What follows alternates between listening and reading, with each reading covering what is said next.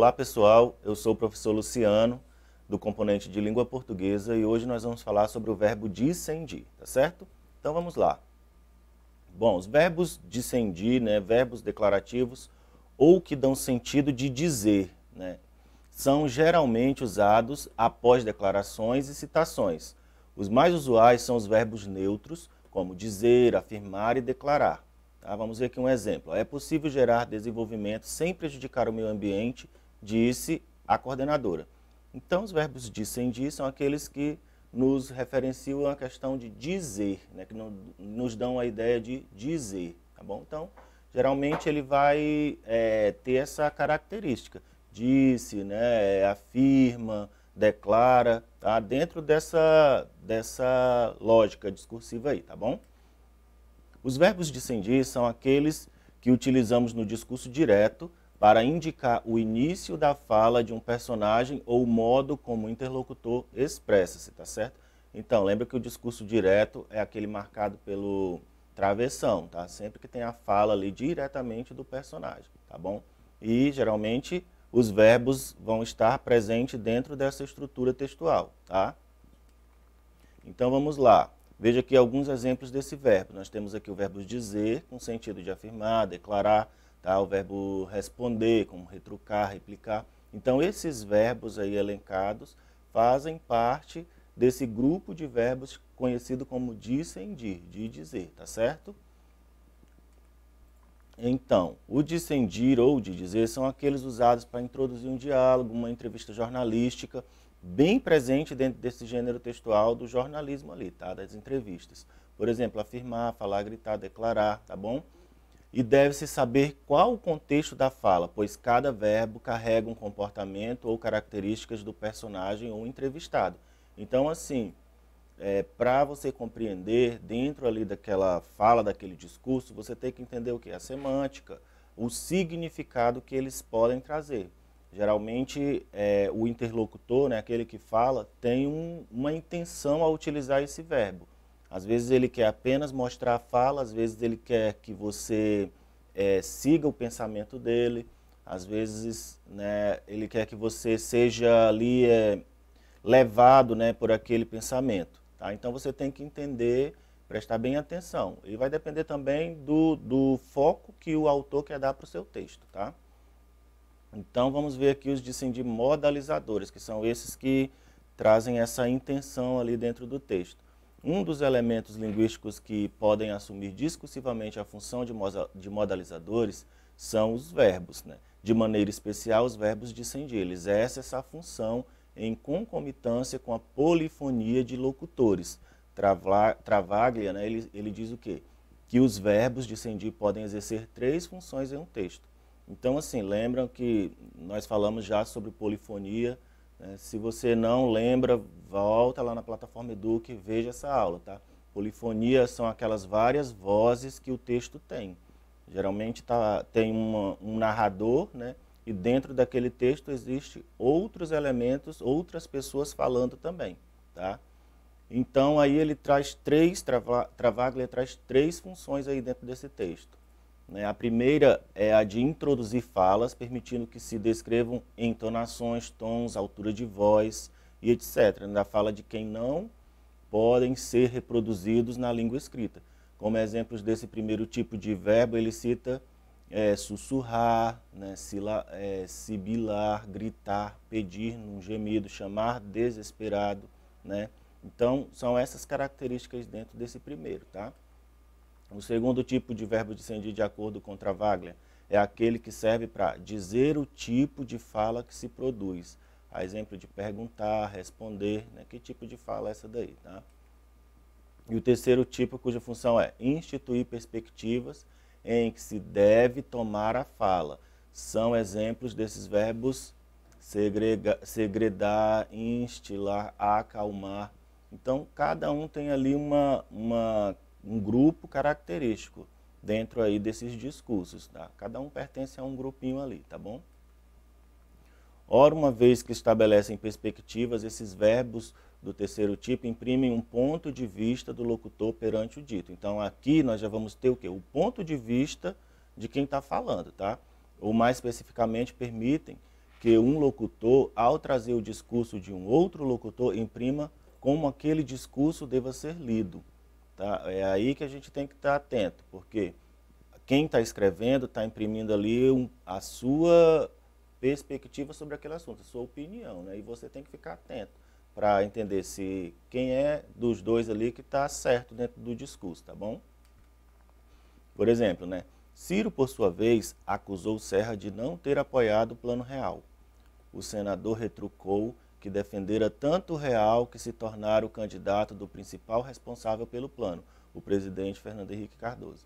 Então vejam aí que existe um discurso, né, alguém representando um discurso meio tendencioso. Aí você tem que ver, tem que saber do contexto, né? Ó, o verbo acusar, além de introduzir o discurso de um segundo locutor, que é o do Ciro Gomes, né, deixa claro que o locutor responsável pelo discurso, o jornalista, quer que o discurso do Ciro, né, seja lido como uma acusação. Então a gente tem que prestar sempre atenção, porque esses verbos são usados nessa intenção. Se você está escrevendo um texto jornalístico, uma entrevista, algo do sentido, você vai fazer uso desses verbos. E aí você tem que estar atento a qual intenção que você quer dar para o leitor. Tá? Aí é você que determina, é o autor que determina para o texto. E os textos jornalísticos têm essas características, aí você tem que estar atento. Logo, né, o locutor 1 ali direciona o olhar do leitor para o discurso do locutor 2. Né? O jornalista ele vai direcionar ali para o entrevistado, ou seja, modaliza e direciona o discurso do locutor 2, ou seja, ele vai levando a gente ali dentro daquele discurso, né, para o que ele quer realmente que a gente veja. Aqui ocorre, portanto, um fenômeno discursivo bastante peculiar. Temos um discurso polifônico, ou seja, de duas vozes ali, mais de uma voz, né, em que o jornalista coloca em cena o discurso do locutor segundo, né, do Ciro, sendo uma polifonia de locutores, ou seja, várias vozes ali dentro. E ao trazer o discurso do segundo, modaliza esse discurso, ele vai moldando ali, intencionando aquele discurso, tá? Indicando como deve ser lido. Que você, quem está lendo, entenda que ele quer o quê? Acusar aquela pessoa lá dentro daquele discurso, né? Em outras palavras, o verbo adquire duas funções. A primeira, apresenta o discurso de um segundo locutor, e a segunda, indicar como o locutor responsável pelo discurso quer que ele, né, quer que o discurso desse segundo aí seja lido, tá bom? É basicamente isso. E o que são esses modalizadores, então? A modalização, ela expressa o modo como o sujeito defende seu ponto de vista.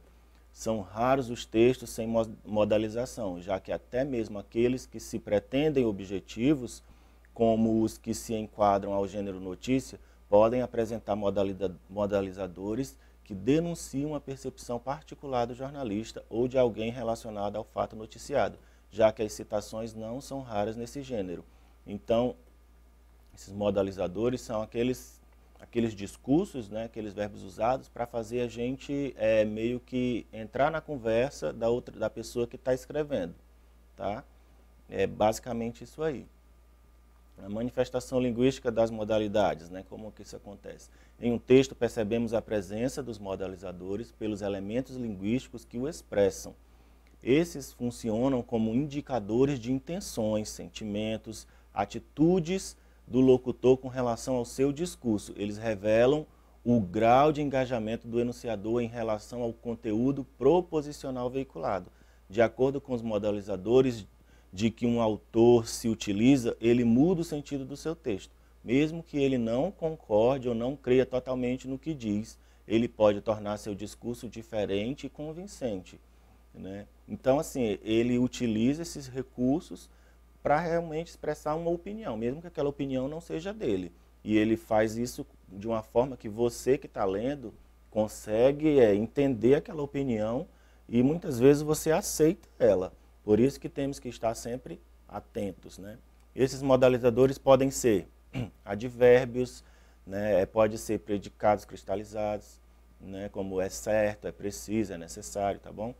Pode ser performativos, verbos auxiliares, verbos de atitude proposicional, modos e tempos verbais, tá?